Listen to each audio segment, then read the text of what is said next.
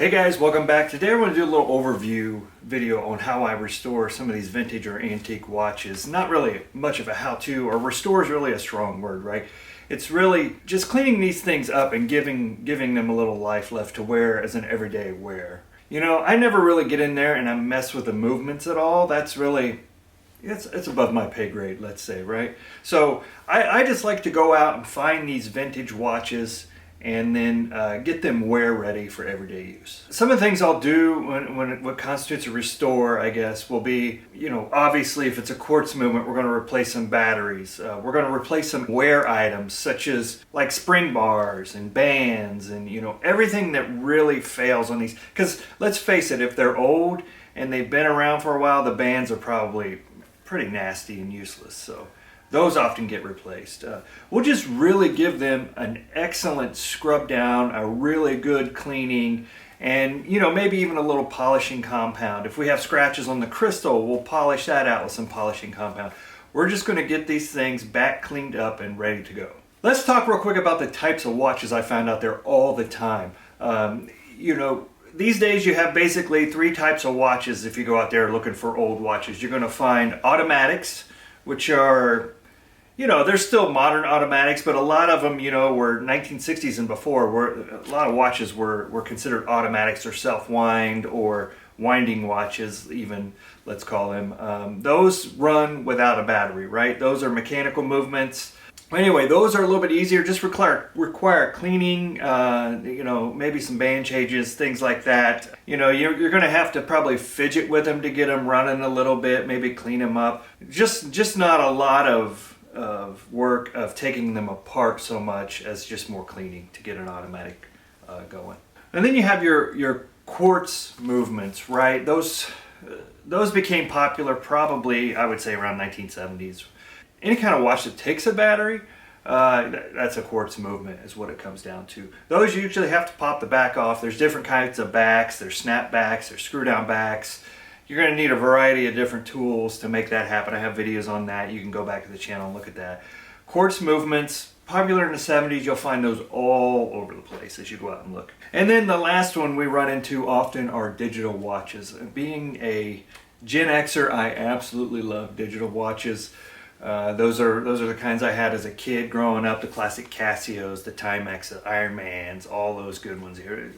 Awesome stuff. So now, next we'll talk about a little bit where I find these watches, right? These are literally all over right now. If you just open your eyes, you'll find them. First, you could, if you want to take the easy route, you can just go online to eBay, Etsy, any of these online stores like this. They'll have them most likely pretty much restored, and you can buy those.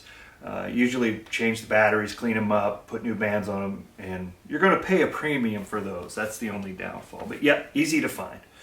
Next would be estate sales. Take your phone out, find one of those estate sale map locators, or you know, get on Craigslist or one of sites like that where it advertises estate sales. As the older generation is moving on, let's call it, they have grown and lived with these watches, and they are all over estate sales. And number three, the best place I think to find these is garage sales. Garage sales, depending on where you live, may be seasonal. I know they're seasonal for me. Like right now, nobody really has a garage sale. It's coming into winter. So, you know, spring, summer, they're really hopping here. You get to meet a lot of interesting people. There's one story in particular where we went to a garage sale not far from us. They were basically selling a lot of stuff and just preparing. Their house was up for sale, preparing to move. Interesting fellow. I had a couple of my boys with me. One's a competitive power lifter, so of course he strikes up a conversation with him. You know, what's your squat? What's your bench? You know, what's your deadlift? You know, I mean, he's just, you know, kind of having fun with him, kind of just, you know, just enjoying the conversation. And I noticed he had a table full of watches and pens and cufflinks and things like that. So I start, as he's talking to my son, I'm looking at the table and seeing what's interesting there. And he had a Seiko calculator watch. Anyway, I'm looking at it, and he notices me looking at it after he's talking to my boys, and he comes up and he says, you know, I can see you're really interested in that table of watches. He goes, I really just need to move this stuff. You know, you guys are awfully nice and friendly. I'll sell the whole table to you for $10. I'm like, deal, right? So yeah, there was just a lot of vintage watches and things and things that I cleaned up, restored in my way of restoring, and just put together. It was a great experience. Got to meet an interesting guy. He talked about how he bought these watches, often going through Hong Kong or in Japan when he was in the service. You know, he was probably, I would say, in his 70s, so Vietnam era veteran, and just a lot of interesting things to go with that. So garage sales, in my opinion, best place to get them. You meet interesting people, hear some great stories, and you just have fun doing it as you go out. Here's some examples of some things I've done. You know, we've got our 1965 Timex Viscount. Probably one of my favorite watches. It's an automatic watch. It was an easy restore, easy cleanup, easy polish, and it just works great. One of my favorites. I've got videos on most of these. If you want to go back in the channel and look, you'll see more details about them. I also have this Seiko Blue Dial.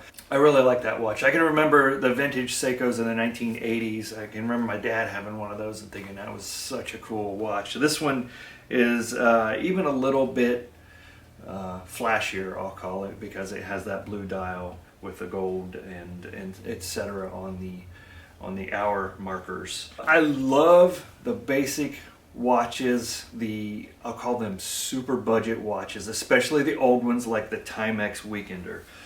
I redid a couple Timex Weekenders on this channel, and I used the NATO type bands. Just love these. Matter of fact, wearing one right now. I believe this is a 2007 Weekender. One of the things I really like about these is the Indiglow feature, the Timex. You know, I'm getting old, my eyes aren't as good as they used to be, and at night I can tell the time and you know, all that good stuff with it.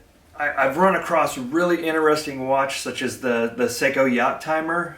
I've done a video on that here. It's rumored that the astronauts use these, and of course mine has like a serial number engraved with a hand engraver on the back, so hey, who knows, maybe an astronaut really used that, you never know.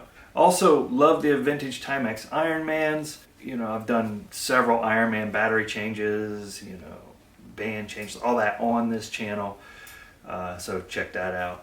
And the last one on this list we'll just go over is the Seiko Calculator watch. There's so many of these, it's hard to pick some to go through, but the Seiko Calculator watch is a classic.